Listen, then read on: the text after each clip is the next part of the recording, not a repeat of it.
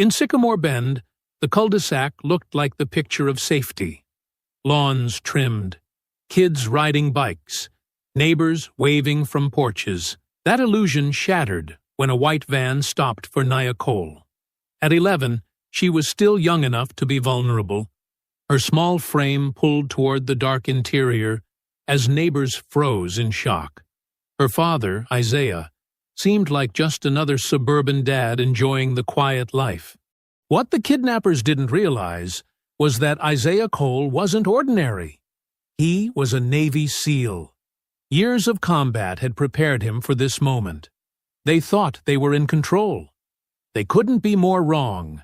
Before we go any further, comment where in the world you are watching from and make sure to subscribe, because tomorrow's story is one you don't want to miss. The late afternoon sun cast long shadows across Sycamore Bend as Isaiah Cole's SUV turned into their peaceful cul-de-sac. The familiar sound of lawn mowers hummed in the distance, and rainbow mists from spinning sprinklers caught the golden light. Kids on bikes wove lazy patterns on the street while parents tended to their yards. "Dad, wait. Before we unload everything, I need to show you something," Nia said, her voice carrying an unusual edge of seriousness. The 11-year-old held up her phone, her dark eyes intent behind her purple-framed glasses. Isaiah turned off the engine and shifted in his seat to face his daughter.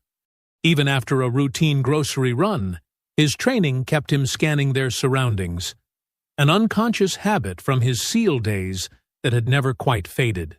"What's up, baby girl?"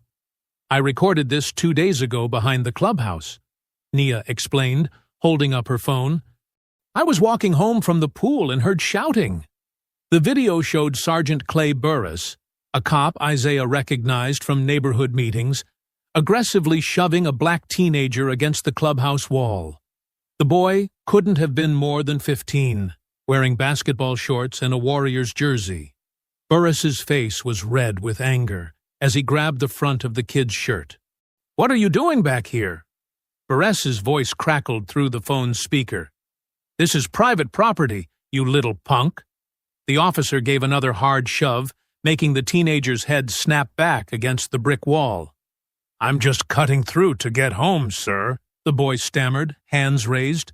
"My mom lives on Lake—" "Shut up," Burris snarled, pressing his forearm across the teen's chest.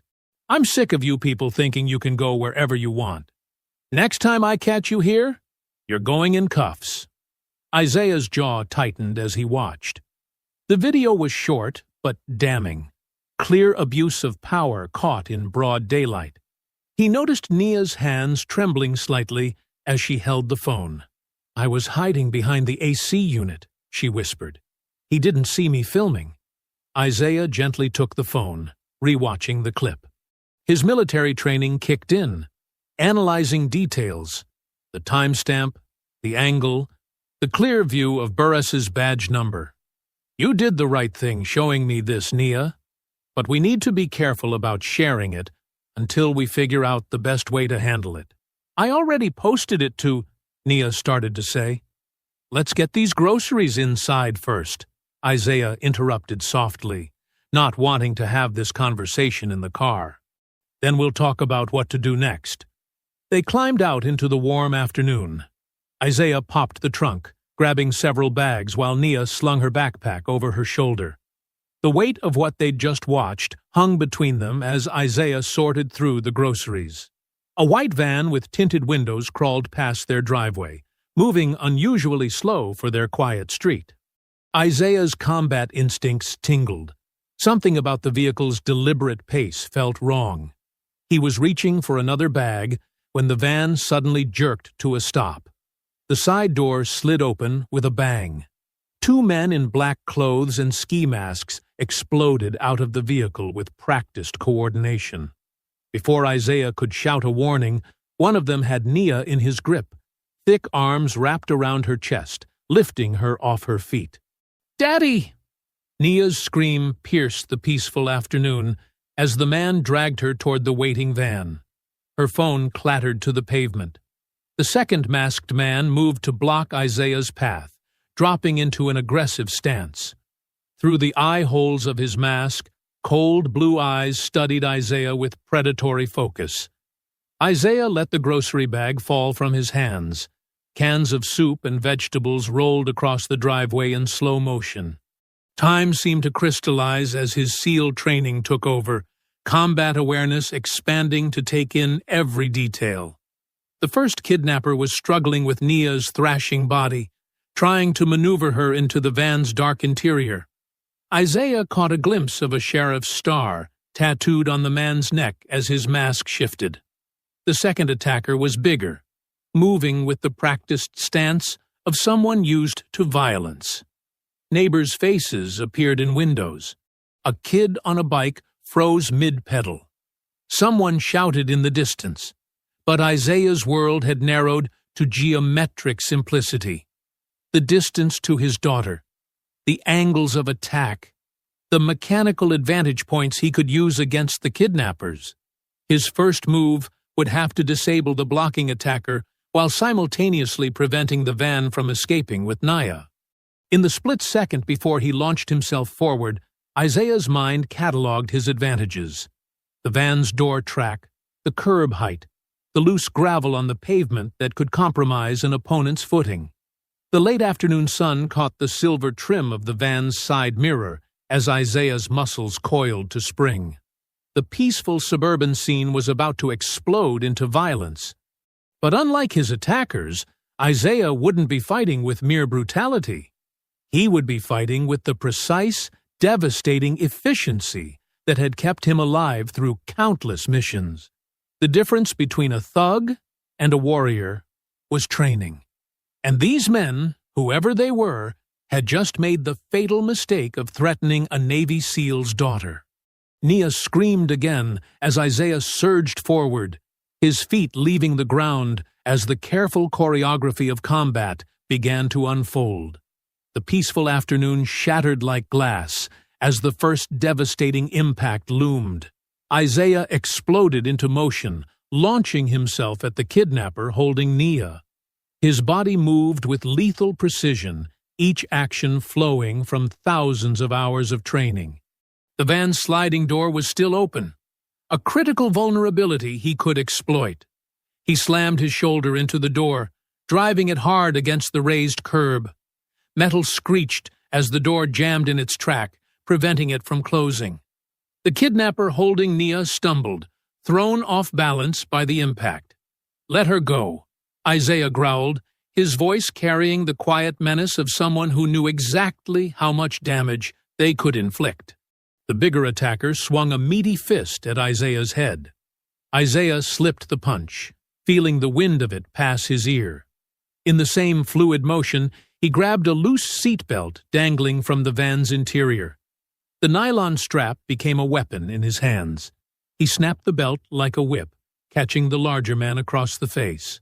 The masked attacker reeled back, cursing. Isaiah didn't hesitate. He drove his elbow up and under the man's ribs, feeling something crack. The kidnapper doubled over, gasping. Nia thrashed in the first attacker's grip, her legs kicking wildly. One of her feet connected solidly with the man's knee. He grunted in pain, his hold loosening just enough.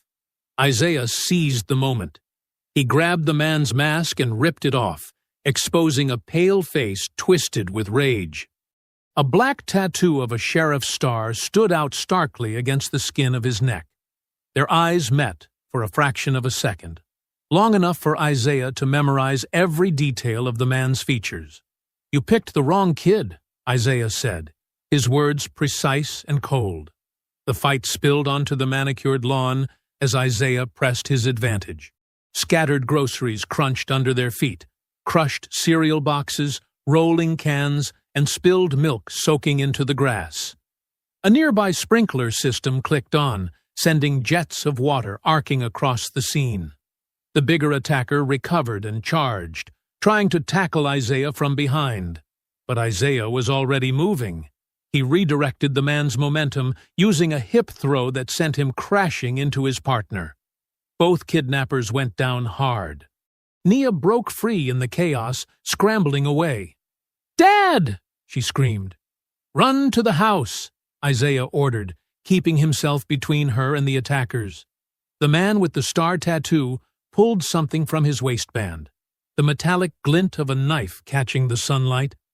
Isaiah's combat training kicked into an even higher gear. This wasn't just a fight anymore. It was a lethal threat against his child. He closed the distance before the knife could come up, trapping the armed hand and applying crushing pressure to the wrist. Bones ground together. The knife dropped harmlessly to the wet grass. Around them, neighbors had emerged from their homes. Cell phones recorded the scene from porches and driveways. Someone was shouting about calling the police. The larger kidnapper staggered to his feet, blood running from where the seatbelt had split his mask. He looked from Isaiah to his fallen partner, then back to the jammed van door. Making his decision, he lurched toward the vehicle's cab. The engine roared to life. Tires squealed on pavement as the van began to pull away. The man with the star tattoo broke free of Isaiah's grip and made a desperate dive for the open side door. He barely managed to hang on as the van accelerated, his legs dragging on the street. Isaiah let them go. Getting the license plate was less important than checking on his daughter. He could hear sirens approaching in the distance as he turned toward Nia.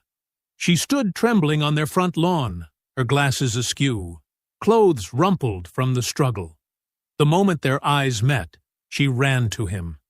Isaiah dropped to his knees in the wet grass, catching her in his arms. "I've got you, baby girl," he whispered, holding her tight against his chest. He could feel her whole body shaking. "I've got you. You're safe." Water from the sprinkler system continued to rain down around them, mixing with the tears on Nia's cheeks. Isaiah's muscles ached from the fight, and he could feel bruises forming where he'd taken hits. But none of that mattered. His daughter was safe in his arms. Neighbors gathered closer, their phones still recording. Ms. Lorraine from next door was already walking over with a blanket. The sirens grew louder, red and blue lights beginning to flash at the entrance to their cul-de-sac. "Did you see their faces?" Nia asked through her tears. "I saw one of them," Isaiah said, smoothing her wet hair back from her face. "And they're going to regret ever coming near you." He held her tighter as the first police car pulled up. Isaiah's military training was already cataloging every detail he'd observed: heights, builds, fighting styles, the star tattoo, the van's make and model. He would find these men. But right now, his only mission was being there for his daughter. The peaceful Sunday afternoon had shattered into violence, leaving scattered groceries and shocked neighbors in its wake. But as Isaiah knelt on his front lawn, Nia trembling in his embrace, he knew with absolute certainty that he would do whatever it took to keep her safe. The kidnappers had made a terrible mistake targeting his family. They just didn't know it yet. Detective Lena Ortiz pulled up as the last traces of sunlight faded from the sky. Red and blue lights from the patrol cars strobed against the neat row of suburban homes, turning the peaceful cul-de-sac into an emergency scene.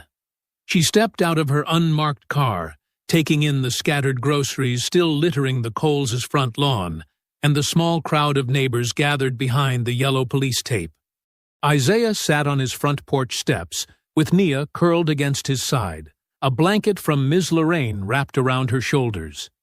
He'd cleaned up and changed his shirt, but Ortiz could see the beginning of bruises forming along his jaw and forearms.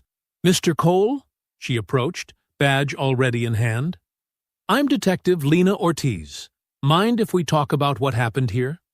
Isaiah nodded, giving Nia's shoulder a gentle squeeze. "Can we do this inside? My daughter's had enough of being a spectacle today." "Of course."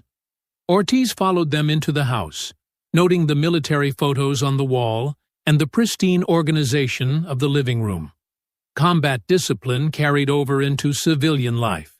They settled at the kitchen table, Nia still pressed close to her father's side. Ortiz pulled out her notebook, her pen hovering over the blank page. "Walk me through it," she said.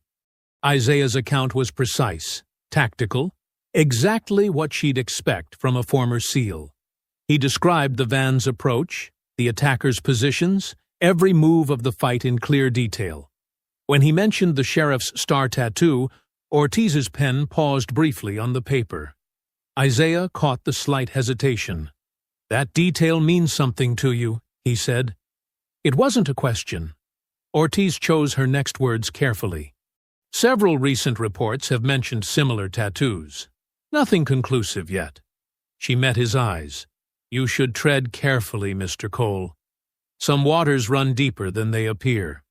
Before Isaiah could respond, a knock at the door made Nia jump.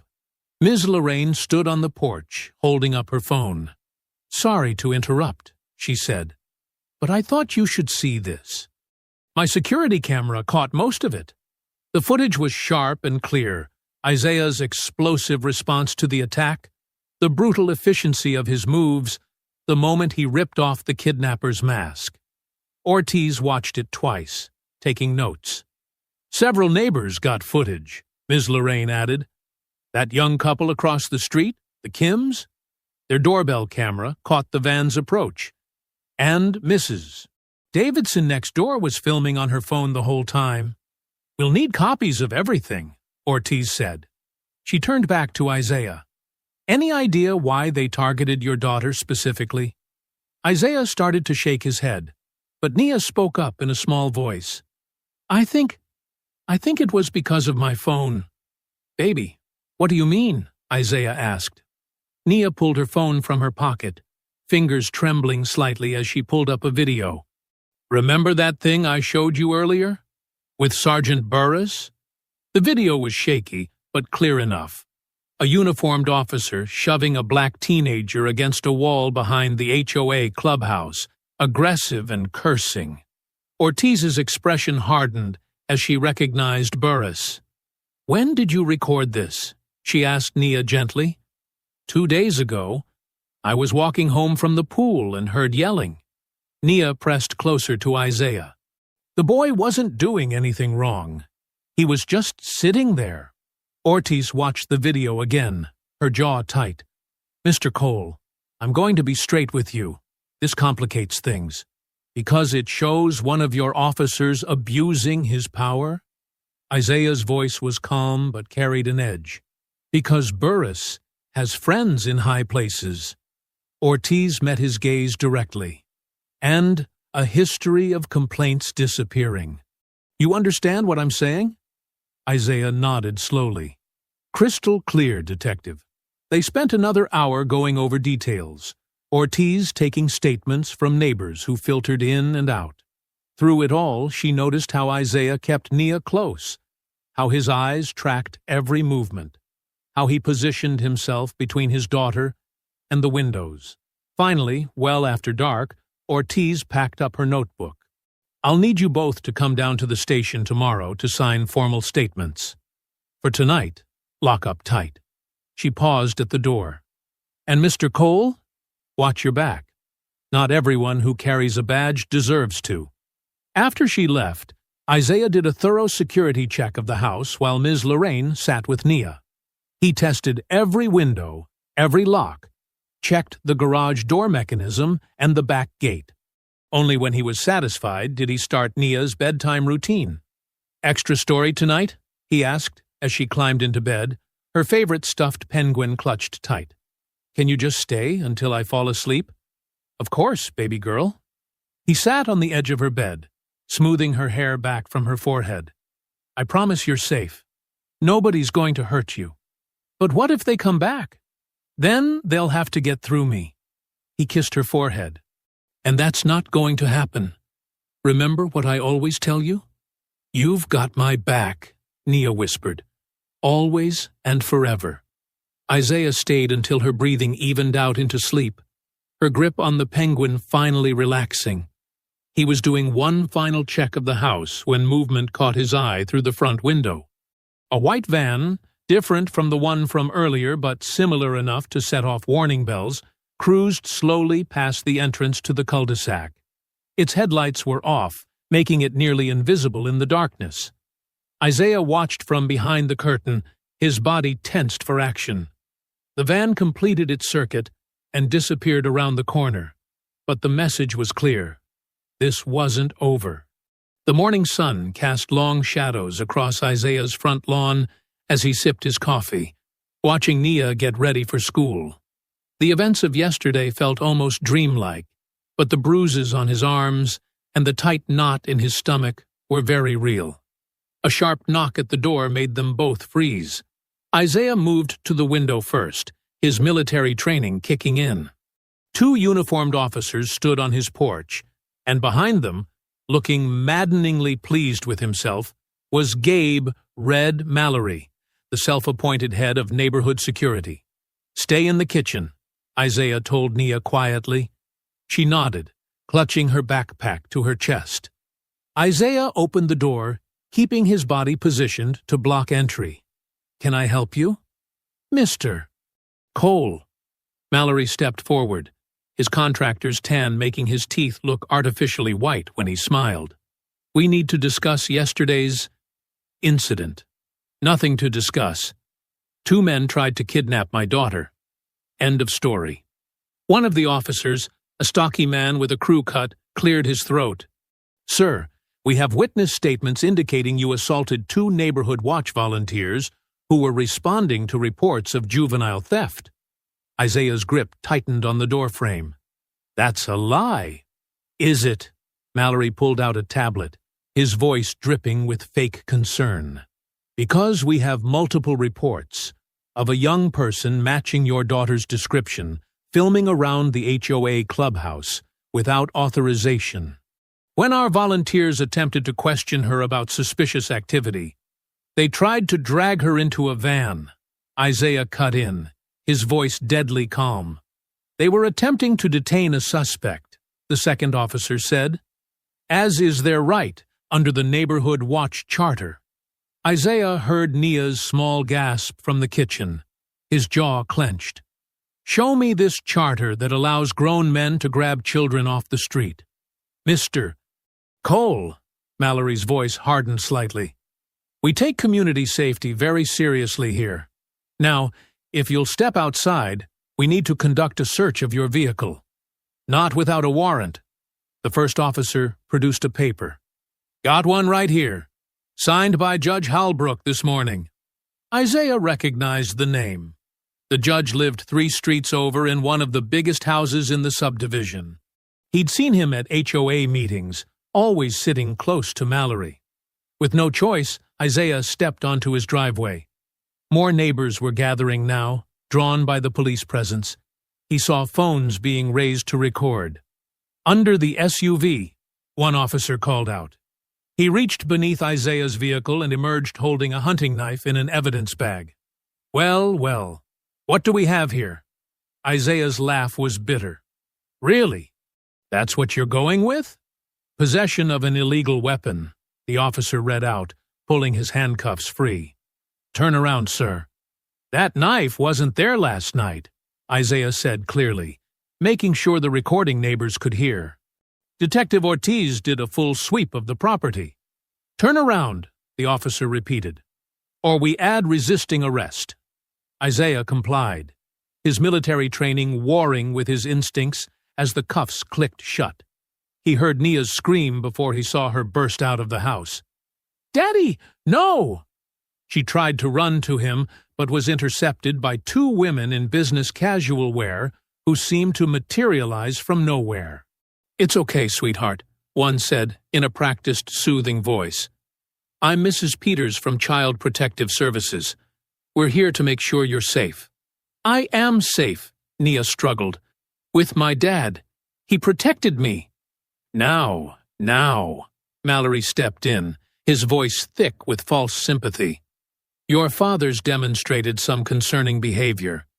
Judge Halbrook has authorized temporary protective supervision until we can sort this all out." Isaiah pulled against the cuffs, his voice tight with controlled fury. "You touch my daughter and what, Mr. Cole?" Mallory raised an eyebrow. "More threats of violence?" You're not really helping your case here." The CPS workers were trying to lead a fighting Nia toward their car when a commanding voice cut through the chaos. "Take your hands off that child right now." Ms. Lorraine Whitaker stood at the end of the driveway, her silver hair gleaming in the morning sun. Though retired for years, she still carried the unmistakable authority of a principal who'd managed troubled schools for 3 decades. "Ms. Lorraine," Mallory started, "this is official." "Official what?" She walked forward, her cane tapping sharply against the concrete. "Official harassment? Official corruption? Official racism?" She fixed the CPS workers with a stern glare. "I know every child services regulation in this state, and I don't see any emergency circumstances that would justify removal without a hearing." The workers hesitated, looking uncertainly at the officers. "Furthermore," Ms. Lorraine continued, "as a mandated reporter for 40 years, I've already submitted my witness statement about yesterday's attempted kidnapping to both Detective Ortiz and the FBI's Civil Rights Division." She reached for Nia's hand.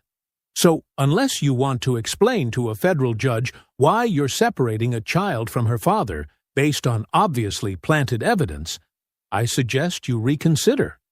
Mallory's smile had vanished. "Ms. Whitaker, you're interfering with—" "With what?" Her voice could have frozen fire. "Your little power play? Your attempt to silence a child who recorded something she shouldn't have seen?" She pulled Nia close. "The only thing I'm interfering with is injustice. And believe me, I've had plenty of practice." The CPS workers exchanged glances, then stepped back. Even the officers looked uncomfortable. "This isn't over," Mallory said quietly. "No," Ms. Lorraine agreed. "It certainly isn't." She looked at Isaiah, still handcuffed. "They're taking you to county?" When he nodded, she squeezed Nia's hand. "Don't worry about your daughter. She'll stay with me until Detective Ortiz sorts this out." Her eyes met Isaiah's. She won't be alone. Isaiah felt some of the tension leave his body. Ms. Lorraine had been protecting the neighborhood's children for longer than he'd been alive. Nia would be safe with her. "Time to go," the officer said, leading Isaiah toward the patrol car. "Daddy!" Nia called out. "It's okay, baby girl," he answered calmly. "Ms. Lorraine's got your back until I get home. Remember what I taught you?" "Stay strong," Nia recited, her voice shaking but determined. "Stay smart. Stay safe. That's my girl." The kitchen clock ticked past midnight as Isaiah sat slumped at his table, surrounded by a maze of CPS forms and legal documents. His eyes burned from reading the dense text, each paragraph twisted with bureaucratic language designed to confuse and intimidate. The bail bondsman had taken most of his savings, but at least he was home. The house felt wrong without Nia's presence. No Netflix shows playing in the background, no homework questions called from the living room, no teenage sighs about dinner choices, just silence and the soft hum of the refrigerator. Isaiah rubbed his temples, trying to focus on the paper in front of him. Something about a psychological evaluation and home study. The words swam together, his exhaustion making them blur. He'd been awake for nearly 40 hours straight, first in a holding cell, then dealing with the bondsman, then meeting with a public defender who seemed more interested in plea deals than justice. A faint, scratching sound made his head snap up. Most people would have dismissed it as a tree branch or settling house, but Isaiah's SEAL training had taught him to trust his instincts, and right now every nerve ending was firing. He stayed perfectly still, controlling his breathing, listening. There it was again, coming from Nia's bedroom window. Isaiah moved silently through the dark house, years of combat experience guiding his steps around creaky floorboards. He pressed himself against the wall beside Nia's window, grateful she was safe at Ms. Lorraine's tonight. The scratching continued, metal on metal, someone working at the screen. Isaiah waited, muscles coiled. But after a few seconds, the sound stopped. Footsteps crunched softly in the mulch below, moving away. He counted to 30 before approaching the window. The screen was slightly bent at one corner, the frame showing fresh scratch marks. Professional work. They'd been testing the entry point, seeing how difficult it would be to get in. Isaiah's jaw clenched. They had been watching, waiting until they thought Nia would be home. The thought of what might have happened if she'd been sleeping here made his hands shake with rage. He did another sweep of the house, checking every window and door. When he reached the front porch, a white rectangle caught his eye. A folded note had been slipped under the welcome mat. Isaiah retrieved it using a paper towel, preserving any prints.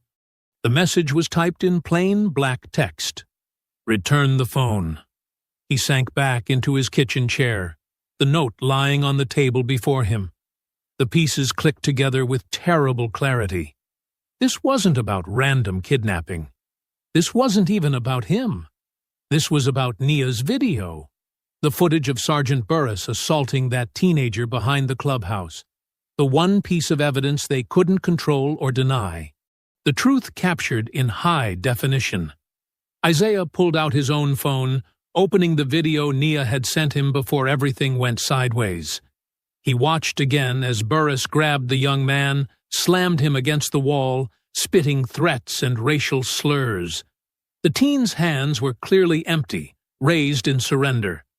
There was no justification, no excuse, just raw abuse of power caught on camera.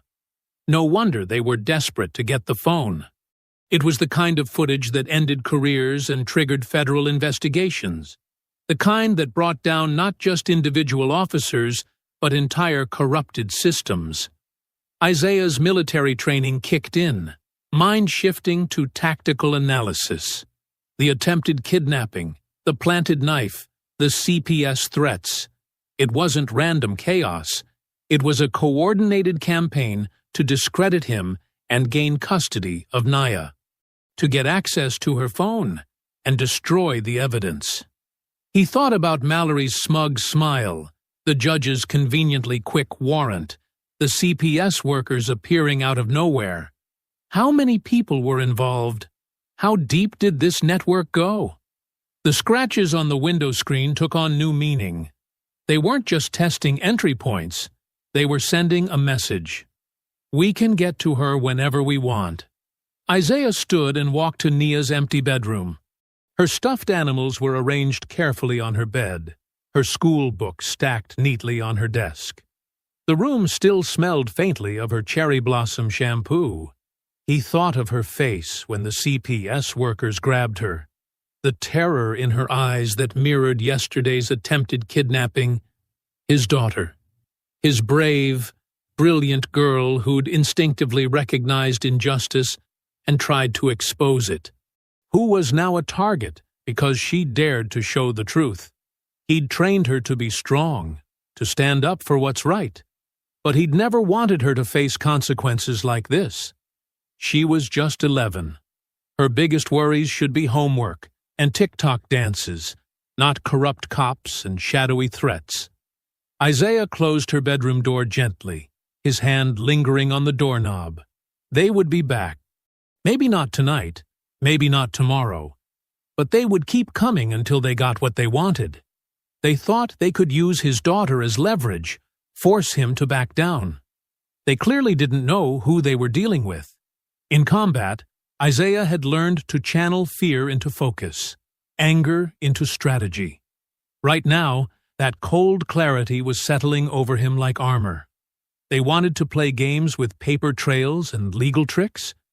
Fine. But the moment they decided to target his child, they'd crossed a line there was no coming back from. He returned to the kitchen table, studying the note again. Return the phone. Such a simple demand. They probably expected him to cave, to hand over the evidence in exchange for being left alone. Instead, he reached for a fresh legal pad. It was time to start mapping out every player in this twisted game. Every connection, every pressure point, every weakness. They thought they had him cornered. They were about to learn how dangerous that position could be. Ms. Lorraine's dining room looked like a war room. Papers covered the polished oak table, laptops glowed in the morning light, and coffee cups dotted any free space. The retired principal sat at the head of the table, her reading glasses perched on her nose as she studied a stack of HOA newsletters. "They've gotten sloppy," Detective Ortiz said, spreading out several police reports. Her dark circles suggested she'd been up all night reviewing files. "Look at these incident logs from the past 6 months. Burris's name appears in the initial reports, but by the time they're officially filed..." She held up 2 versions of the same document. The second was clearly sanitized, key details missing. Isaiah leaned forward, scanning the papers. His military training helped him spot the patterns. Dates that didn't quite match, incident locations that shifted slightly, witness statements that grew vaguer with each revision. "How often does this happen?" he asked, his voice tight with controlled anger. "Too often," Ortiz replied. She glanced around nervously before continuing. "Ever since Mallory got his security contract with the HOA, reports involving certain officers just change, especially ones with Burris." Theo Kim, the local journalist, typed rapidly on his laptop. His usual witty demeanor was replaced by intense focus. "The HOA's been paying Mallory's company almost triple the previous security budget," he said. "But the financial reports are weird. Lots of cash transactions, consulting fees with no clear deliverables." Ms. Lorraine removed her glasses, fixing Theo with a stern look. "Can you prove any of this?" "Not yet. But I'm pulling every public record I can find. Property deeds, business licenses, tax filings. There's a pattern here. We just need to connect the dots." Isaiah stood up, pacing the length of the dining room. The walls were covered in old-class photos from Ms. Lorraine's teaching days, generations of children smiling back at him, including Nia in her 3rd-grade picture, gap-toothed and beaming. His heart clenched. "We need more than papers," he said. "They're escalating. That note, the window screen, they're not stopping." "Ms." Lorraine nodded grimly. "Which is why we need to prepare the neighborhood. Not everyone's corrupt. Most folks here are good people who've been kept in the dark." "I've been thinking about that," Isaiah said. He pulled out his phone, showing them a rough diagram of the cul-de-sac. "We can set up informal training sessions. Nothing obvious, just neighbors helping neighbors with safety awareness." Ortiz raised an eyebrow. "You're going to train civilians?" "Basic stuff only. How to spot surveillance, safe routes through yards and driveways, emergency rally points, the kind of skills that might keep someone alive if things go bad." Ms. Lorraine's eyes lit up. "I know just who to start with. The Thompson sisters, both retired nurses, sharp as tacks. And Mr. Chen from the corner house. He already walks the neighborhood 3 times a day. The morning power walking group," Theo added. "They see everything. And they all have those fancy doorbell cameras." Isaiah nodded. This was familiar territory, building a network, establishing safe houses, creating layers of protection. Just like his SEAL days, but with garden hoses and lawn furniture instead of military gear.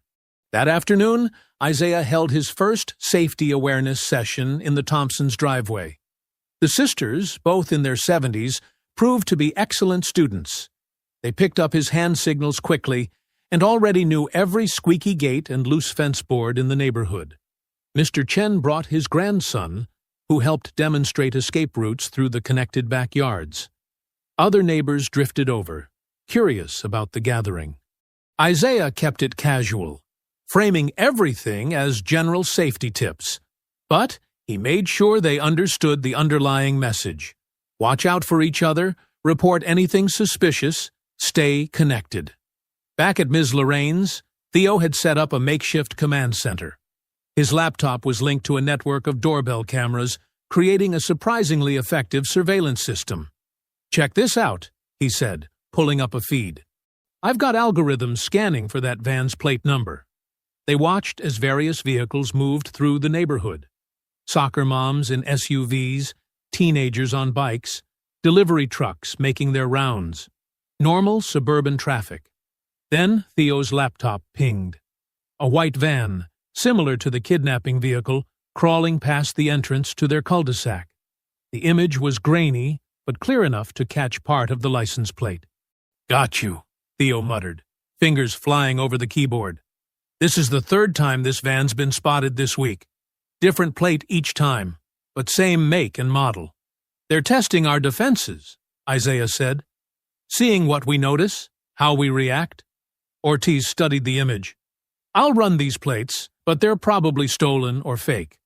These guys know how to cover their tracks." Ms. Lorraine straightened in her chair, her expression fierce. "Well, they don't know this neighborhood like we do. Every porch light, every garden hose, every nosy neighbor with a smartphone. That's our advantage." Isaiah felt a surge of gratitude for these allies. A suspended detective risking her career, a journalist diving into dark corners, a retired principal rallying her community, and now a growing network of watchful neighbors. It wasn't a SEAL team, but maybe it was exactly what they needed. The laptop pinged again. The van was making another pass. The afternoon sun beat down as Isaiah jogged along the winding suburban streets, his gray t-shirt already damp with sweat. He kept his pace steady, just another resident getting some exercise. His eyes swept the area constantly, noting security cameras, parked cars, and the positions of any neighbors outside. The model home stood at the end of an unfinished cul-de-sac in Phase 3, surrounded by dirt lots and construction equipment. A large "Coming Soon" sign swayed in the breeze. The house itself was perfect. Fresh paint, manicured lawn, staged furniture visible through spotless windows. Too perfect. Isaiah slowed his jog, pretending to catch his breath. He checked his watch, making a show of timing his heart rate, while actually scanning for surveillance. The house had cameras, but they were just props. Plastic shells meant to deter vandals. The real security was more subtle. Fresh tire tracks in the mud, footprints on the front mat, a garden hose recently moved. Someone had been here. Recently. He circled to the back, as if cooling down with a walk. The sliding glass door had a standard contractor's lockbox. Isaiah pulled out his phone, appearing to check messages while his other hand worked the box. 30 seconds later, he was inside. The interior was cool and silent. Staged furniture filled the main rooms, plush sofas, artwork on walls, fake tablets on coffee tables. Everything designed to help potential buyers envision their perfect suburban life. But there were other details that didn't fit the model home image. In the dining room, 6 folding chairs were stacked against the wall, zip ties and duct tape rolls placed nearby. HOA volunteer patrol vests hung on hooks, their reflective stripes dull in the filtered light. A dry erase board dominated one wall, covered in what looked like patrol schedules. Isaiah moved closer, memorizing the details. Times, routes, names, all carefully coded, but clear enough if you knew what to look for.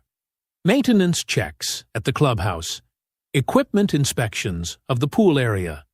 Inventory reviews in specific garages. The board even marked camera blind spots and which homeowners were problematic. His jaw tightened as he spotted his own address, marked with a red X. In the kitchen, energy bar wrappers and coffee cups filled the trash. The sink had water drops. Someone had used it within the last hour. The garage held more equipment, flashlights, walkie-talkies, and a rack of what looked like security batons. This wasn't just a meeting spot. It was a staging area. Isaiah pulled a small digital recorder from his sock. He'd borrowed it from Theo, tiny but powerful, with enough battery life for 48 hours of continuous recording. He'd placed it carefully inside a hollow curtain rod, angling it toward the dining room where the planning seemed to happen. Voices outside made him freeze. Two men walking past, their conversation drifting through the windows. Lakeview transfer needs to happen soon. Boss wants that seal causing problems. Take care of it after. Their words faded as they passed. Isaiah remained still, controlling his breathing like he'd learned in the teams. When the voices disappeared completely, he did one final sweep of the house. He needed to make sure nothing was disturbed, no sign of his presence left behind. The garage door rumbled nearby. Someone coming home next door. Time to move. Isaiah slipped out the back, circling around to the front, as if finishing his cool-down walk.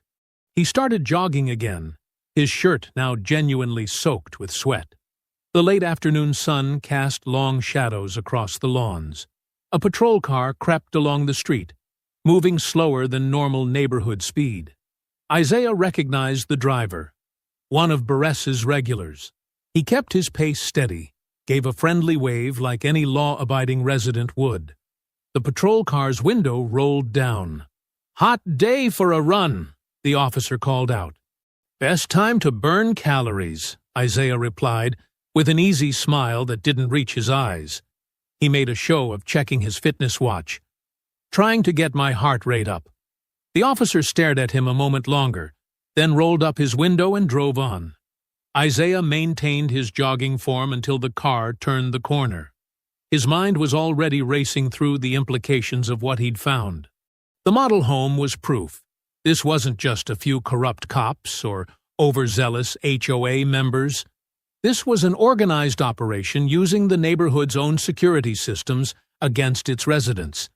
The Neighborhood Watch was really a cover for something much darker. And whatever this Lakeview transfer was, it couldn't be good. Isaiah knew Lakeview Court, a quiet street on the other side of the subdivision. Mostly short-term rentals and vacation properties, perfect for moving people through without attracting attention. He thought of the zip ties in the model home, the batons in the garage, the carefully marked patrol routes. They had turned this peaceful suburb into their own private hunting ground, and they were getting bolder. His jogging route took him past Ms. Lorraine's house. Through the window he could see her and Theo still working at the dining room table. Soon he'd share what he'd found, add it to their growing web of evidence. But first, he needed to check on Nia. The sun was setting now, painting the sky in shades of orange and purple. Sprinklers hissed on perfectly manicured lawns. Children played in driveways while parents chatted on front porches. A perfect suburban evening. But Isaiah knew better now. Behind those perfect facades, a war was brewing, and he intended to win it.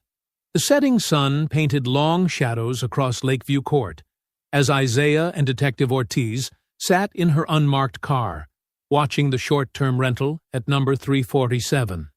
The house looked like all the others. Beige siding, pristine landscaping, a Homes by Harrison sign swaying gently in the evening breeze. "Movement," Ortiz whispered, adjusting her binoculars. A white landscaping truck with Green Valley Services on the side turned onto the street, moving slowly past the perfectly manicured lawns. Isaiah's muscles tensed. The truck matched the description from his recorder at the model home, right down to the dented rear bumper. "That's them!" The garage door hummed open, and the truck backed in smoothly. Before it closed, Isaiah caught a glimpse of two men in security uniforms inside. His jaw clenched as he heard muffled voices, young voices, from the truck's cargo area. 3 minutes, he said quietly. "Then I go in through the back. You bring the car around when I signal." Ortiz nodded, her face grim. "Be careful. These aren't just thugs. They've got training." "So do I." Isaiah slipped out of the car, moving through the growing darkness like a shadow. The houses here were close together, their privacy fences creating a maze of narrow corridors. Perfect cover for someone who knew how to use it. He scaled the back fence easily, landing in soft mulch. Through the garage's side window, he could see the guards unloading their cargo. 4 teenagers, hands zip-tied, eyes wide with fear. One girl couldn't be much older than Nia. The first guard headed toward the house's interior door, leaving his partner to watch the kids. Isaiah's window was opening. He moved to the garage's side door, where he'd earlier picked the lock during his recon. 3 quick breaths, centering himself. Then he moved. The door opened silently. The remaining guard turned at the sound of Isaiah's footsteps. But too late. Isaiah's hand clamped over his mouth, while his other arm locked around the man's throat. A blood choke, cutting off oxygen to the brain. The guard tried to reach for his weapon, but Isaiah's grip was perfect. 8 seconds later, the man went limp. Isaiah lowered him quietly to the floor, quickly securing him with his own zip ties. He turned to the teenagers, pressing a finger to his lips. Their eyes were huge, but they nodded. The interior door opened. "Hey, Mike, where's the—" Isaiah was already moving. He caught the second guard's wrist as it reached for a concealed weapon, twisting until tendons strained. His other hand drove up into the man's solar plexus, forcing out his breath in a whoosh. A quick sweep took the guard's legs out, and Isaiah followed him down, controlling the impact to minimize noise. Another set of zip ties, and both threats were neutralized. He made quick work of freeing the teenagers, using his pocket knife to cut their bonds. "Detective Ortiz is bringing a car around," he whispered. "When I open the garage door, run to it. Don't stop. Don't look back. Understand?" They nodded, still too scared to speak. Isaiah hit the garage door button and positioned himself to cover their escape. The door lifted, revealing Ortiz's car idling at the curb. Emergency lights dark. The teens bolted for it, moving impressively fast for being cramped in a truck. Isaiah did a final sweep of the garage, collecting the guards' phones and weapons. Evidence. He could hear Ortiz already calling it in as he jogged to the car. "This is Detective Ortiz. I need units at 347 Lakeview Court. 2 suspects detained, multiple victims recovered." Theo Kim's live stream captured it all from a nearby parked car. The teens' rescue, the license plates, the house number. Within hours, social media exploded. The footage spread like wildfire, accompanied by demands for investigation and justice. Later that night, Isaiah stood in his kitchen, loading the dishwasher while Nia did her homework at the table. The sound of car doors made him tense, but when he looked out the window, he smiled. All along the cul-de-sac, porch lights were coming on. One by one, then in clusters, until the whole street glowed with warm light. A clear message. "We see you. We stand with you." Ms. Lorraine appeared on his front step with a casserole. Then the Martinez family brought cookies. The Patels arrived with butter chicken. Soon, his counter was covered with food. A suburban potluck of solidarity. "Dad?" Nia looked up from her math worksheet. "Can we put our light on, too?" Isaiah flipped the switch, adding their porch to the constellation of lights. Then he turned on the radio, something with a good beat, and held out his hand to his daughter. "Come here, baby girl." Nia's face lit up. She took his hand, giggling as he twirled her around the kitchen. They danced between the island and the refrigerator, making up silly moves, laughing at their shadows on the wall. For a moment, they were just a father and daughter again, not victims or targets or symbols. Through the window, Isaiah could see neighbors gathering on porches, chatting and pointing at the patrol cars that kept cruising past. Let them watch. Let them see that their intimidation wasn't working. The community was awake now, and standing together. But those were thoughts for tomorrow. Right now, all that mattered was Nia's laughter, as he dipped her dramatically between the sink and the stove, her eyes bright and happy for the first time since that Sunday afternoon that felt so long ago. The porch lights kept glowing, a constellation of defiance in the suburban night, as father and daughter danced in their kitchen, reclaiming their joy one step at a time. The morning sun streamed through Isaiah's kitchen windows as he flipped pancakes, trying to keep things normal for Nia's sake. She sat at the counter, drowsy but smiling, her math homework spread out beside her plate. "Can you help me check these fractions after breakfast?" she asked, drizzling syrup over her stack. "Of course, baby girl." Isaiah slid another golden pancake onto his own plate. "But let's eat first while they're hot." His phone buzzed, then buzzed again, and again.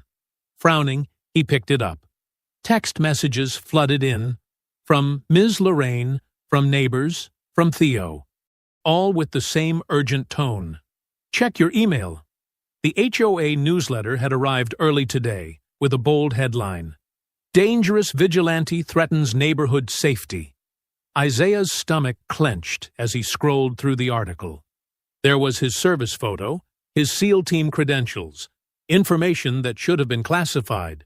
Carefully selected excerpts painted a picture of violence. Specialized in close-quarters combat. Multiple high-risk operations. Trained in lethal force techniques. "Dad?" Nia's voice was small. "Why are you making that face?"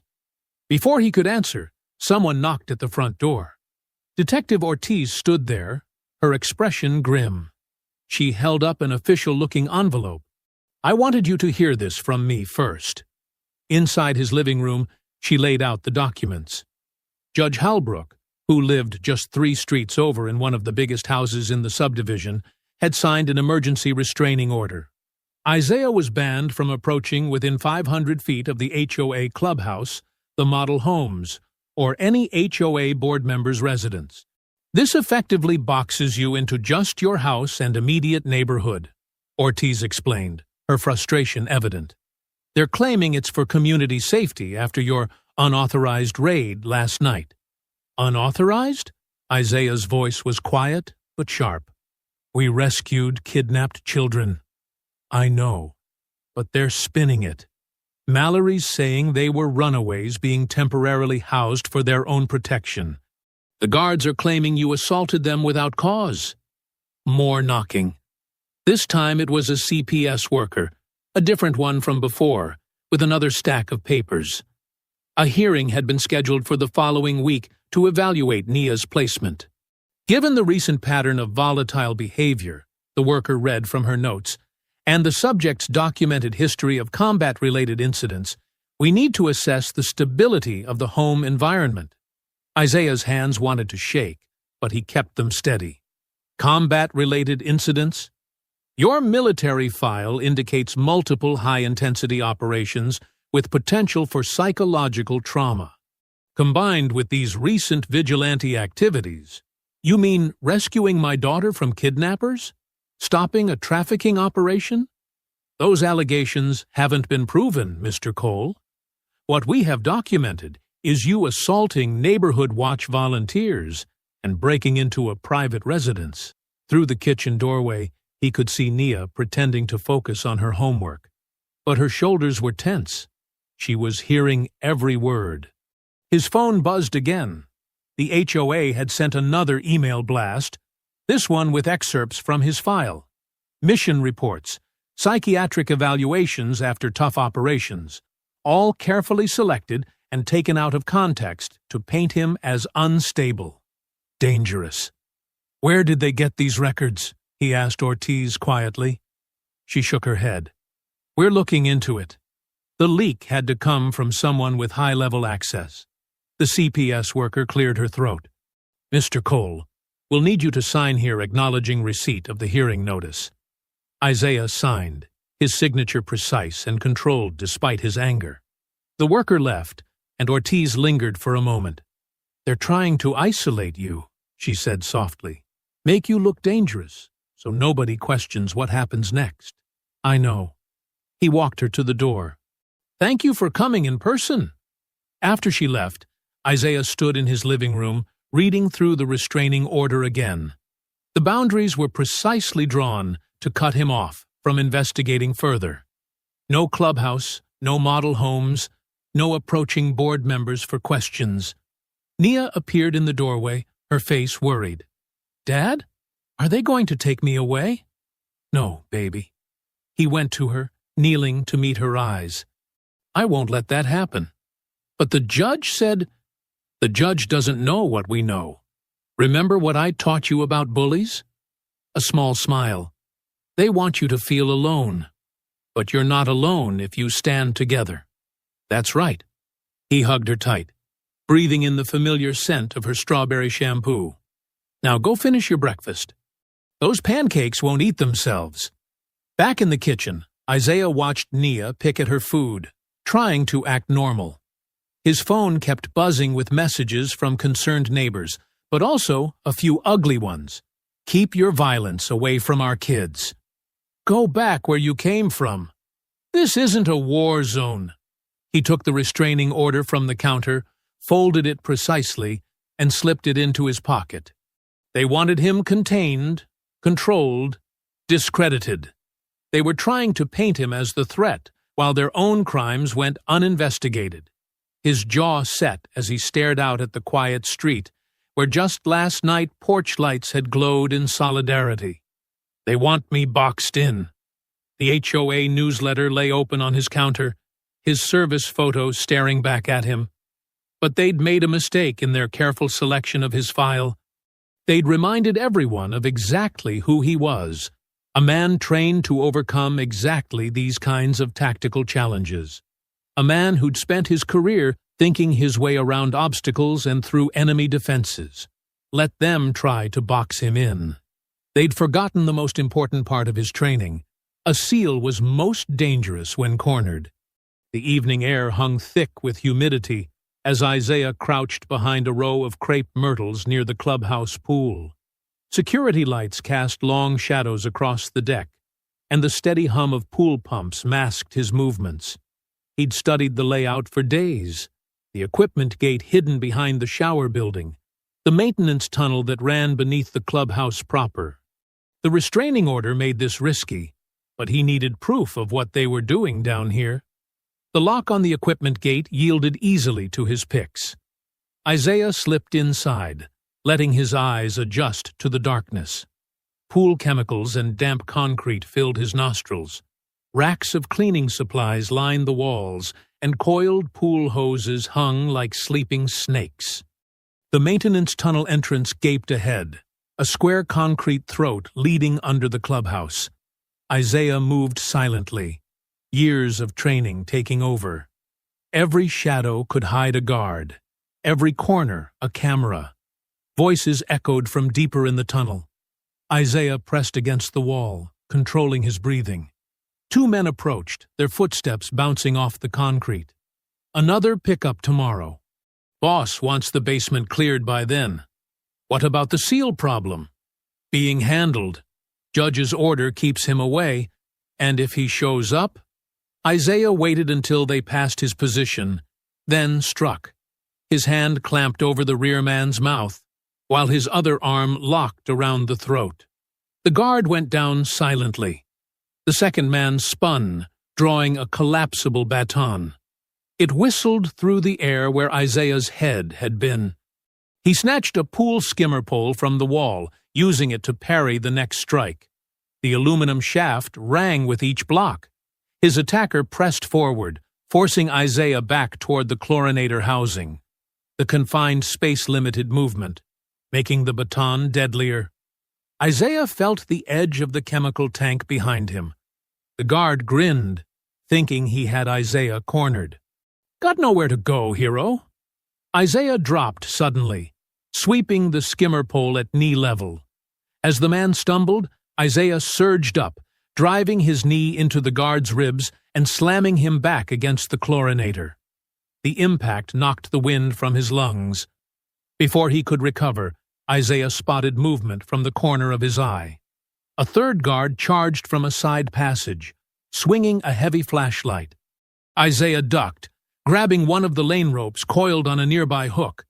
As the guard's momentum carried him past, Isaiah whipped the rope around his neck and pulled tight. The guard thrashed, dropping the flashlight. It clattered across the concrete, beam spinning crazily. Isaiah maintained the chokehold until the struggling stopped, then lowered the unconscious man carefully. But something felt wrong. The first guard he'd taken down was gone. A high-pitched electronic whine pierced the tunnel. Emergency lights strobed to life, painting the concrete walls in flashing red. Someone had triggered a silent alarm. Isaiah sprinted for the exit, but police sirens already wailed outside.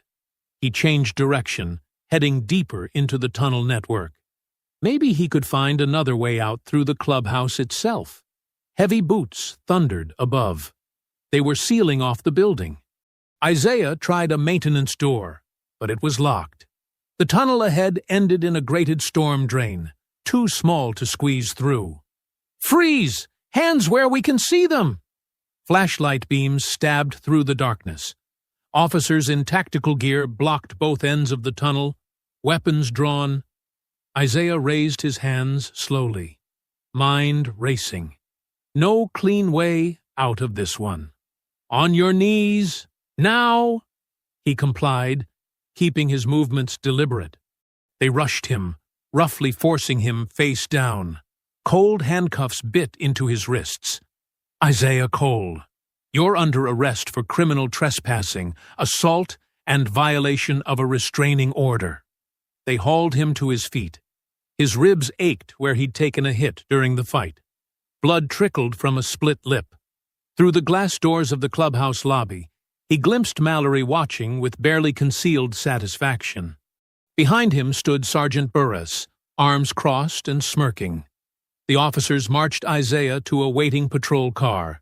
Neighbors gathered on their lawns to watch, faces illuminated by the emergency lights. Some filmed with phones, others turned away.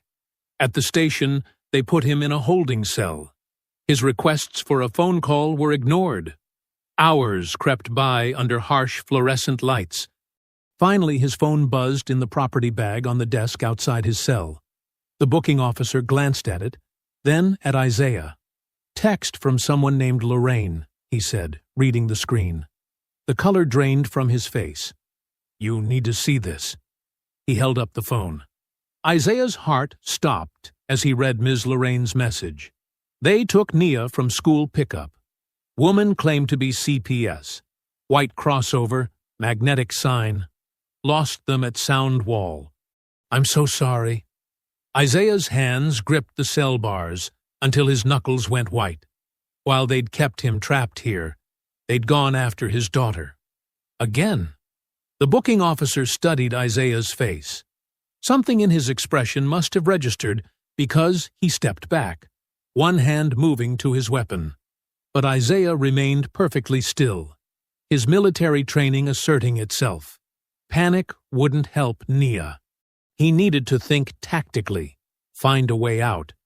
His eyes tracked across the holding area, noting the fire suppression system, the hinges on the cell door, the officer's duty belt. They thought the cell would hold him. They thought wrong. Nia needed him, and no cage built by men would keep a father from protecting his child. The fluorescent lights hummed overhead as Isaiah began to plan. The fluorescent lights buzzed incessantly in the holding cell, their harsh glare making Isaiah's eyes ache. He sat motionless on the metal bench, appearing defeated while his mind raced through escape scenarios. The booking officer had returned to his paperwork, occasionally glancing up at Isaiah with nervous eyes. Two patrol officers walked past, their conversation drifting through the corridor. "Mallory wants extra units at the clubhouse basement tonight. Says they're moving some sensitive materials. That HOA guy gives me the creeps. What's he even doing down there?" Isaiah's jaw tightened. The basement. That's where they'd taken Nia. His fingers brushed against his belt, which they'd foolishly left him wearing after booking. Standard-issue tactical belt, the kind he'd trained with countless times. The kind with a reinforced tip perfect for jamming door mechanisms. He studied the cell's layout again. Fire sprinkler overhead. Emergency exit door 30 feet down the corridor. Two officers on duty. both looking tired at the end of their shift. The holding area's fire system was linked to the main station alarms. One trigger would set off the whole building. Isaiah stood slowly, stretching as if stiff from sitting. The movement brought him directly under the sprinkler head. He removed his belt with deliberate casualness, as if adjusting it for comfort. "Hey," the booking officer called, "keep that belt where I can see it." Isaiah held up his hands apologetically, then made a show of threading the belt back through his loops. But as he raised his arms, he whipped the reinforced tip upward, striking the sprinkler head with precision. Water exploded downward as alarms shrieked through the building. The booking officer leaped up, cursing as his paperwork scattered. The second officer rushed to help, both momentarily distracted by the chaos. Isaiah was already moving. He'd slipped the belt free again, reaching through the cell bars to jam the reinforced end into the electronic lock, just as the emergency systems triggered a power reset. The door clicked open in the confusion. He burst from the cell, using the water spray as cover. The officers shouted behind him, but Isaiah was focused on the emergency exit. 3 long strides brought him there. He shoulder-checked through the door into the rear parking lot, rain mixing with the sprinkler water that soaked his clothes. A police radio crackled at his feet, dropped by one of the officers responding to another call. Isaiah snatched it up as he ran, already tuning to the frequency Ms. Lorraine used for her neighborhood watch network, the one they'd set up after the first kidnapping attempt. "Ms. Lorraine, you copy?" he panted, ducking between parked cruisers. Static crackled. Then her voice came through. "Isaiah? Lord have mercy. Are you out? Where's my baby girl? Talk to me."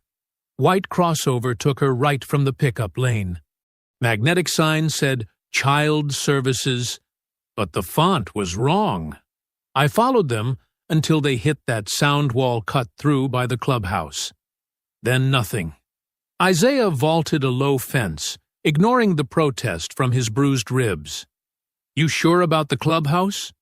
Theo's been monitoring their security cameras. Saw them take her inside through the service entrance. Basement level. Sirens wailed as officers discovered his escape. Isaiah cut through backyards, staying in the shadows of privacy fences and garden sheds. The rain worked in his favor, reducing visibility and masking sound. "Ms. Lorraine, I need a distraction. Something to pull their attention front side." "Already on it, baby. Half the neighborhood's about to show up for an emergency HOA meeting. They won't be able to ignore that many witnesses." Isaiah allowed himself a grim smile. "Ms. Lorraine was a force of nature when she got moving. He could picture her rallying the neighbors, especially after what happened at school pickup. He reached the wooded buffer behind the clubhouse complex. The storm drain culvert gaped ahead, a concrete tunnel running under the parking lot into the building's foundation. The same drainage system he'd studied on the building plans. Thunder rumbled overhead as rain pelted the pavement. Isaiah's clothes clung to him, cold and heavy. His body ached from the earlier fight in the maintenance tunnel, and his split lip throbbed. But none of that mattered. Nia was waiting. He keyed the radio one last time. "Going in through the culvert. If you don't hear from me in 20 minutes, we'll hear from you." Ms. Lorraine cut him off firmly. "Those devils picked the wrong father to cross. Now, go get our girl." Isaiah tucked the radio into his waistband and crouched at the culvert entrance. Water rushed past his feet, carrying leaves and debris. The tunnel stretched ahead into darkness, barely large enough to crawl through. At its end lay the clubhouse's foundation, and somewhere inside, his daughter. He took a deep breath, steadying himself. The rage that had been building since he read Ms. Lorraine's text crystallized into cold, tactical focus. He was no longer the concerned neighbor they'd tried to paint as a vigilante. No longer the troublemaker they'd tried to cage. He was what he'd trained to be. what Nia needed him to be. And in the growing storm, as thunder crashed overhead and rain pounded the earth, Isaiah Cole dropped to his hands and knees and began crawling into the dark culvert. Rain drummed against umbrellas as neighbors gathered in the pocket park near the clubhouse. Ms. Lorraine stood on a picnic table, her voice carrying over the storm. The glow of phone flashlights dotted the darkness like fireflies. "They think we'll stay quiet," she called out. "They think we'll let them take our children. Not tonight." Theo Kim's laptop glowed from beneath a park pavilion as he set up his live stream equipment. His hands shook slightly, but his voice was steady as he tested the mic. Going live in 3, 2, 1. This is Theo Kim, reporting live from Oak Hills subdivision. We're witnessing an unprecedented community response to allegations of kidnapping and corruption within local law enforcement and HOA leadership. Cars lined both sides of the street now. Karen Mitchell, who taught 3rd grade with Ms. Lorraine years ago, distributed printed photos of Mallory and Burris. Other teachers from the elementary school joined her, their faces grim with purpose. 3 retired Marines in reflective vests directed traffic at key intersections, ensuring emergency vehicles could still get through while blocking obvious escape routes from the clubhouse. They moved with quiet efficiency, communicating via hand signals learned decades ago. "Look at this turnout," Ms. Lorraine said into Theo's camera. "These are real neighbors, real community, not Mallory's thugs with their fake watches and badges." Thunder cracked overhead. More cars arrived, parking along the curved streets. Mothers who'd witnessed Nia's abduction from the school pickup line held handmade signs. "Where is Nia?" and "Burris and Mallory, criminals with badges." Detective Ortiz's unmarked car idled at the edge of the gathering. She'd changed into civilian clothes after her suspension, but her sharp eyes still scanned the crowd with professional attention.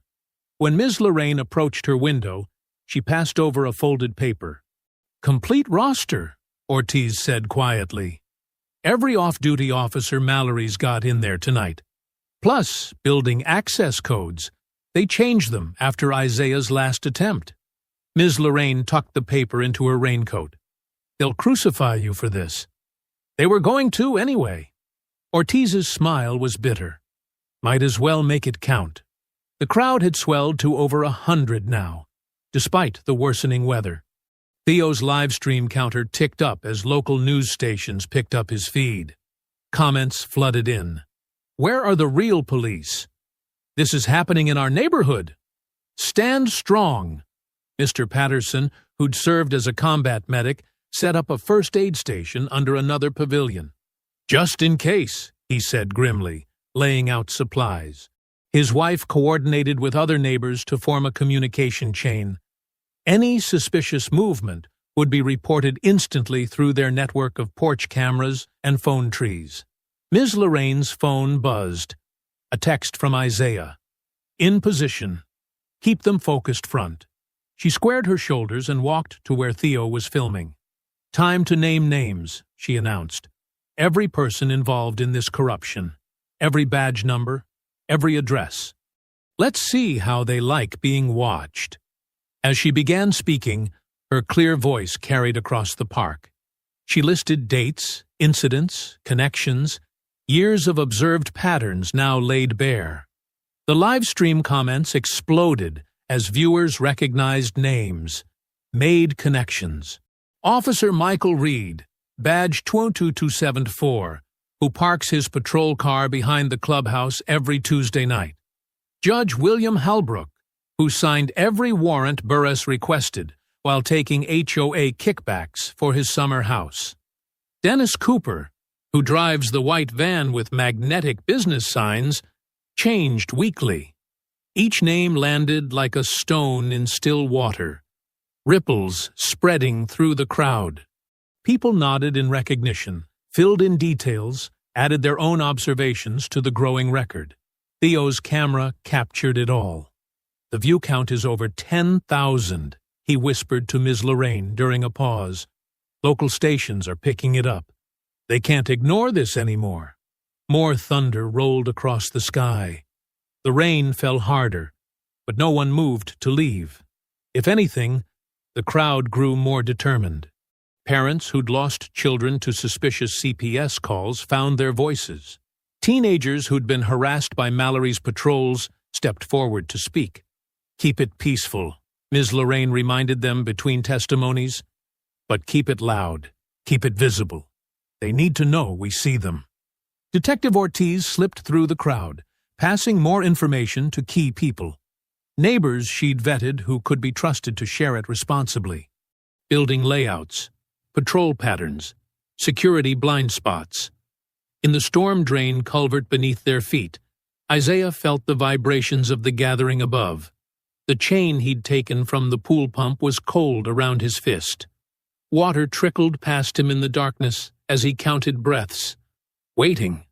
He thought of Nia's smile that morning before school, of her brave kick at her kidnappers during the first attempt, of her voice calling, "Daddy!" as the fake CPS worker dragged her away. "I'm coming, baby girl," he whispered, barely audible above the sound of water and rain. "Just hold on." The chain clinked softly as he adjusted his grip. Above, Ms. Lorraine's voice rang out, keeping the attention where he needed it, away from the service entrance he'd soon breach. Thunder crashed again, closer now, as if nature itself was building toward this confrontation. Isaiah pressed his forehead against the cool concrete of the culvert. "Time to end it," he whispered. Then he began his careful advance through the darkness, toward whatever waited in the clubhouse basement. The clubhouse basement smelled of chlorine and mildew. Dim fluorescent lights flickered overhead, casting sharp shadows between stacked folding chairs and abandoned pool equipment. Isaiah moved like a ghost through the maze of storage, the chain from the pool pump coiled around his right fist. 2 guards lounged near the stairs, trading jokes about the crowd outside. Their laughter died when the lights went out. Isaiah had found the breaker box first. "Check it," one guard muttered. Footsteps approached Isaiah's position. The chain whipped out in the darkness, wrapping around the first guard's wrist. Isaiah yanked, sending the man face first into a stack of chairs. The crash echoed through the basement as metal chairs clattered across concrete. "Jimmy?" The second guard's flashlight beam cut through the darkness. "What the—" Isaiah was already moving. He slid between storage racks, the chain now gripped at both ends. The flashlight beam swept past him, revealing glimpses of HOA safety vests and zip ties scattered across a folding table. The guard's radio crackled. "Basement, report." Isaiah struck before he could respond. The chain whipped across the guard's knuckles, sending the flashlight spinning. In the strobing light, Isaiah caught glimpses of the fight, his elbow driving up under the guard's chin, the chain wrapping around a forearm, the sharp crack of bone. The guard's scream was cut short by Isaiah's palm strike to the throat. As he crumpled, Isaiah stripped away his taser and radio, clicking off the squawking transmission. Boots thundered on the stairs. More flashlight beams stabbed through the darkness. Isaiah melted behind a rack of pool loungers as 3 more figures entered the basement. "Spread out," a familiar voice ordered. "Sergeant Burris. He's down here somewhere." Isaiah counted footsteps, tracking positions. The chain dragged silently across the floor as he circled behind them. The first guard went down without a sound, the chain crushing his windpipe. The second managed half a shout before Isaiah drove him backward into the concrete wall, the impact knocking the air from his lungs. "There!" Burris's flashlight caught Isaiah in its beam. The baton was already swinging. Isaiah snatched a pool skimmer pole from a rack, catching the baton's strike. The aluminum shaft rang like a bell. He spun the pole in a tight arc, forcing Burris back toward the stacked chair carts. "Should have stayed in your lane," Burris snarled, pressing forward with vicious baton strikes. "Known your place." Isaiah's response was coldly professional. He deflected another strike, then rammed the pole's end into Burress's gut. As the sergeant doubled over, Isaiah hooked the pole behind his knee and pulled. Burress crashed into the chair cart, metal frames clattering. His baton skittered across the floor. But he came up laughing, ugly and raw. "That little girl of yours," he spat blood, "she's gonna learn what happens to people who don't respect the natural order." Isaiah's control cracked. The chain whipped out, catching Burress across the face. The sergeant reeled but kept his feet, throwing wild punches that Isaiah slipped past. "You ain't special," Burress taunted. "Just another—" Isaiah silenced the slur with 3 precise strikes: ribs, kidney, jaw. Each impact carried the full weight of his training, calculated to inflict maximum damage without killing. Burress staggered into another stack of chairs, sending them avalanching across the floor. The noise was deafening in the confined space. He tried to reach for his backup piece, but Isaiah was faster. The chain wrapped around Burress's gun hand. One sharp twist, and the bones in his wrist shattered. The sergeant's scream echoed off the concrete walls. Isaiah moved in close, voice deadly quiet. "I could kill you right now, but my daughter's watching those cameras. She's seen enough violence." Instead, he drove his knee up into Burress's solar plexus, followed by an elbow strike to the base of his skull. The sergeant collapsed like a puppet with cut strings. Isaiah zip-tied him face down, using the sergeant's own cuffs to secure his ankles. The basement had fallen silent except for the hum of fluorescent lights and the distant sound of the crowd outside. He did a quick sweep, securing the other guards. Most were still breathing, injured but alive. He collected phones and weapons, dropping them into a chlorine bucket. That's when he heard it. A muffled cry from upstairs, near the auditorium. Nia's voice. Isaiah checked his watch. Less than 2 minutes had passed since he entered the basement. The sound of the fight wouldn't have carried far through the concrete walls and the storm outside. He still had surprise on his side. He kept the chain wrapped around his fist as he moved toward the stairs, every sense alert for more threats. The skimmer pole had cracked during the fight with Burress, but he kept it anyway. Up ahead, the stairwell light spilled down into the basement like an invitation. Nia cried out again, closer now. Isaiah could hear the fear in her voice, but also defiance. "That's my girl," he thought. "Keep fighting." He took the stairs 2 at a time, staying close to the wall where the steps were less likely to creak. The chain dragged silently beside him, ready for what waited above. At the top of the stairs, he paused to listen. Movement in the auditorium, multiple voices, and Nia, somewhere near the balcony that overlooked the main floor. Isaiah drew in a slow breath, centering himself.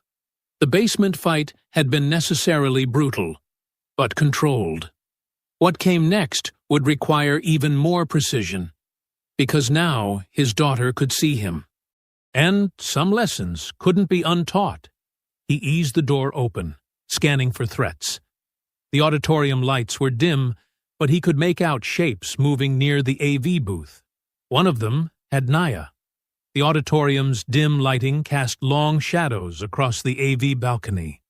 Isaiah's boots made no sound on the carpeted stairs as he climbed, keeping close to the wall.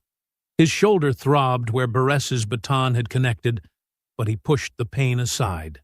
Through the darkness, he could make out 2 figures near the sound booth, Mallory's bulk and Nia's smaller frame. "Daddy!" Nia's voice cracked with fear and relief. Mallory yanked her closer, pressing a pistol against her temple. "That's far enough, Chief." His voice dripped with false courtesy. "Let's be professional about this." Isaiah stopped 10 feet away, hands raised. Blood from the basement fight had dried on his knuckles. The chain was still wrapped around his right fist, hidden behind his leg. "You're done, Mallory," Isaiah said quietly. "Federal marshals are outside. Detective Ortiz made the call. Mallory's laugh echoed off the high ceiling. You think I don't have friends in the federal building? This ends exactly how I say it ends. He tightened his grip on Nia. Your choice. Walk away now, or watch what happens next. Isaiah's eyes met his daughter's. In the dim light, he could see tears on her cheeks, but her jaw was set in that stubborn way she got from him. They had practiced this, turned it into a game during quieter days. Nia, he said softly, remember our kitchen dancing? Her eyes widened slightly. She knew what came next. Noodle bones. Nia went completely limp, dropping through Mallory's grip like water. The sudden dead weight pulled his gun hand down just enough. Isaiah was already moving. The gunshot was deafening in the enclosed space. White-hot pain blazed across Isaiah's shoulder as the bullet grazed him. But momentum carried him forward, the chain unwrapping from his fist in a silver arc. It caught Mallory across the face, snapping his head back. The gun clattered to the balcony floor. Nia rolled away, scrambling behind a row of chairs. Mallory recovered faster than Isaiah expected, charging forward with a roar. They crashed into the soundboard, knobs and sliders snapping under their weight. Isaiah drove his knee up, but Mallory caught it, using his bigger size to slam Isaiah back against the railing. The metal rail dug into Isaiah's spine. Far below, he could see phone lights from the crowd outside, Theo's live stream capturing everything. Mallory's hands locked around his throat. You should have stayed in your lane, Mallory growled. Known your place in the natural order. Isaiah's vision started to darken, but he'd been in worse holds, against better fighters. He let his body go slack, just like he'd taught Nia. Mallory's grip loosened for a fraction of a second, expecting resistance. That's all Isaiah needed. He snapped his head forward, crushing Mallory's nose. As the bigger man staggered back, Isaiah spun him, slamming his face into the rail once, twice. Blood sprayed across the polished metal. Mallory threw wild elbows, catching Isaiah in his wounded shoulder. The pain almost dropped him, but he could hear Nia's frightened breathing nearby, and that was enough. Isaiah locked his arms around Mallory's throat, applying pressure to the carotid arteries, not enough to kill, just to end it. Mallory thrashed, trying to break free, but Isaiah's grip was perfected by years of training.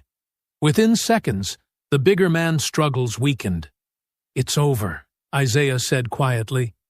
The world you built here? It's done. Mallory sagged in his arms just as the auditorium doors burst open below.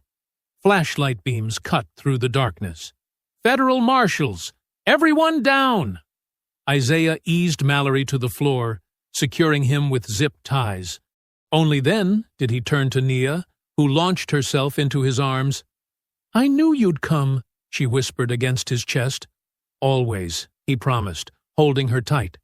Boots thundered up the balcony stairs. Isaiah kept his hands visible as federal agents swarmed the space, securing Mallory and clearing the area. Detective Ortiz appeared, badge glinting in the emergency lights. Basement's secure, she reported. But you need to see this. Isaiah lifted Nia, carrying her down the stairs as agents led a handcuffed Mallory past. The main auditorium was filled with law enforcement now, processing evidence and taking statements. Ortiz led them to a supply closet near the stage. Inside, huddled on gymnastics mats, were 4 terrified kids, all reported missing from nearby neighborhoods over the past month. The youngest couldn't have been more than 7. They were going to move them tonight, Ortiz said quietly. If we hadn't stopped it. Isaiah tightened his hold on Nia. Through the lobby windows he could see neighbors gathering on the pool deck, holding blankets and water bottles. Ms. Lorraine directed people with calm authority, creating a safe space for the rescued children. Theo's livestream captured it all, the children being led to safety, Mallory and his men in cuffs, The community coming together. The truth, unavoidable and undeniable, broadcast to thousands. Nia touched the graze on his shoulder. "You're hurt. Just a scratch." Isaiah kissed her forehead. "Nothing that won't heal." They walked out together into the cool night air. The storm had passed, leaving behind that particular stillness that follows violence. On the pool deck, blankets were being wrapped around shivering shoulders. Parents were arriving, crying out in relief as they found their missing children. Nia's grip on his hand tightened. "Can we go home now?" "Soon," Isaiah promised. But first, there were statements to give, evidence to process, a network to dismantle. The night wasn't over yet. Sunlight dappled the neighborhood green, where smoke from half a dozen grills drifted lazily through the warm air. Children darted between picnic tables decorated with red checkered cloths, their laughter mixing with the soul music flowing from portable speakers. The transformation from just weeks ago was striking, where silence and fear had ruled. Now life and voices filled every corner. Isaiah stood at one of the grills, expertly flipping burgers while chatting with neighbors. His shoulder had healed well, though he still felt a twinge when the weather changed. The physical scars were fading faster than the memories. Ms. Lorraine approached, carrying a fresh pitcher of lemonade. "Channel 7 just ran another segment on the indictments," she said, pouring him a glass. "Mallory's looking at 20 years minimum. Burris, too." Isaiah nodded, accepting the drink. The FBI's evidence was pretty clear once they started digging. Amazing what people record on their HOA accounts. 5 volunteers took plea deals, Ms. Lorraine continued, her voice carrying that teacher's precision. Rolling over on the whole operation. Judge Holbrook couldn't resign fast enough once those connections came to light. A burst of childish squealing drew their attention. Near the playground, Nia was teaching younger kids how to do cartwheels, her confidence restored after weeks of healing. She caught Isaiah watching and waved, her smile bright enough to eclipse any lingering shadows. "The CPS reforms are official," Ms. Lorraine said. "New protocols for verification, body cameras required for all removals. They're calling it the Cole Initiative." Isaiah shook his head. That was all Detective Ortiz. Her testimony broke it wide open. "Speaking of which," Ms. Lorraine gestured toward the clubhouse, where Ortiz was arriving in civilian clothes, a box tucked under her arm. She'd been reinstated with commendations after the investigation cleared her. The clubhouse itself had undergone a transformation. The basement where children had been held was now sealed off, but the annex had been converted into something new. Through the windows, fresh mats were visible on the floor, along with training equipment and mirrors. A sign over the door read, "Community Defense Center." "Almost time for the afternoon class," Ms. Lorraine reminded him. "I'll watch the grill." Isaiah handed over the spatula and made his way to the annex. Inside, seniors were already gathering, dressed in comfortable workout clothes. They chatted and stretched, their initial wariness of exercise long since replaced by determination. "All right, folks," Isaiah called out, his voice carrying that calm authority from his SEAL days. "Let's start with our breathing exercises." Ms. Lorraine appeared in the doorway, taking her usual spot by the wall. She began a steady count, her timing perfect from decades of teaching. Under her cadence, Isaiah demonstrated basic blocks and strikes, movements designed to build confidence as much as skill. "Remember," he said, walking between students to adjust stances, "this isn't about hurting anyone. It's about being ready, about standing together." Through the window, he could see Nia entering with a bright blue ribbon. She'd been collecting them, one for each milestone in the community's recovery. The wall beside the door displayed dozens already, each marking a victory. The day the indictments came down, when CPS reformed their policies. The first successful class graduation. Nia waited patiently until the lesson finished, then approached the wall with ceremony.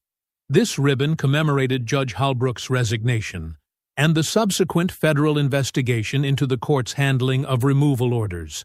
She tied it carefully next to others, stepping back to admire the collection. "Looking good, baby girl," Isaiah said, wrapping an arm around her shoulders. "We're going to need a bigger wall soon," she replied with a grin. Outside, the block party was in full swing. Theo had set up a projector screen showing highlights from his coverage. The live stream that helped bring down the trafficking ring had earned him a regional journalism award. But more importantly, it had shown the neighborhood its own strength. Children played tag around the tables while parents chatted, sharing dishes and stories.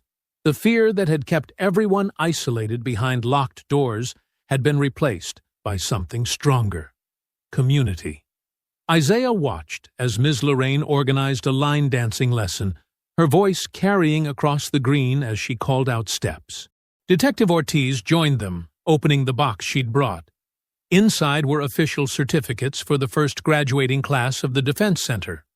"The department wants to partner with your program," she said. "Expand it to other neighborhoods." "As long as they understand who's in charge," Isaiah replied. "This stays community-led." "They learned that lesson the hard way," Ortiz agreed, watching Burris's former patrol car drive past, now marked with a new officer's number. The afternoon sun cast long shadows across the cul-de-sac. But unlike before, these shadows held no menace. Porch lights would come on soon, not in warning, but in welcome. The neighborhood had found its voice, in the chatter of children, in the calls of greeting between houses, in the steady count of Ms. Lorraine's cadence as another class began. Through it all, music played and grills smoked, the simple sounds of life returning. Isaiah watched Nia rejoin her friends, her laughter carrying across the green.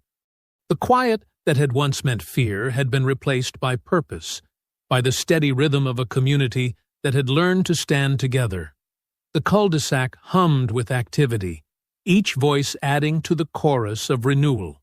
Where silence had once ruled through intimidation, now the air was filled with the sounds of life reclaimed. Conversations, music, laughter, the persistent cadence of Ms. Lorraine's counting, and the determined voices of neighbors who had found their strength in unity. I hope you enjoyed that story. Please share it with your friends and subscribe so that you do not miss out on the next one. In the meantime, I have hand-picked 2 stories for you that I think you will enjoy. Have a great day.